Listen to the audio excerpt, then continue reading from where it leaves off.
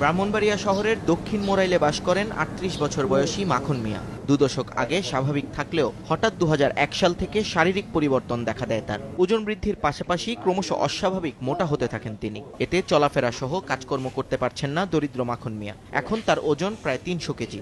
ঢাকা মার্কেটে, পিজিতে এবং বাংলাদেশ মেডিকেলে অনেক হাসপাতাল যাচ্ছি, এরা অনেক চিকিৎসা করছে, করার পরে তোমার ওয়েটটা বাড়বে, কমবে না।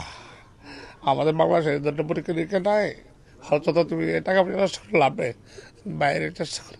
দেশের নামকরা হাসপাতালে চিকিৎসা নেয়ার পরও সুস্থ না হওয়ায় উন্নত চিকিৎসার জন্য বিদেশে পাঠানোর পরামর্শ দিয়েছেন বিশেষজ্ঞ চিকিৎসকরা। আমার মনে হয়েছিল যে অতিরিক্ত গ্রোথ হরমোনের কারণে তার এই ধরনের সমস্যা হয়েছে, তাই আমি তার পরামর্শ দিই ঢাকা গিয়ে চিকিৎসা করার জন্য। ঢাকার ডাক্তাররা বলল যে তার এখানে এটা সম্ভব না, তার দেশের বাইরে তার চিকিৎসা করা দরকার। তবে চিকিৎসার ব্যয়ভার বহনের সামর্থ্য না থাকায় সরকারি বেসরকারি সহযোগিতা কামনা করেছেন তার পরিবারের সদস্য সহ প্রতিবেশীরা। খুব অসহায়, সে হাঁটা তো একদমই করতে পারে না, ঘরে শুয়ে থাকে আর কিছু সে করতে পারে না। সমাজের বিত্তবানরা, দয়ালু ব্যক্তিরা যদি আগে আসেন, আমার মনে হয় মাখনরে বাঁচানো সম্ভব এবং তার উন্নত চিকিৎসা সম্ভব। সরকারের দ্বারা আবেদন জানাইছি, দেশ বিদেশে সবের কাছে আমি আত্মহত্যা, আমি আর জোড়াত ফিরে গুছাচ্ছি আমার ছেলেটারে আপনারা দেখেন। এক ছেলে ও এক মেয়ের জনক মাখন মিয়া সুস্থ হয়ে স্বাভাবিক জীবনে ফিরে আসতে চান।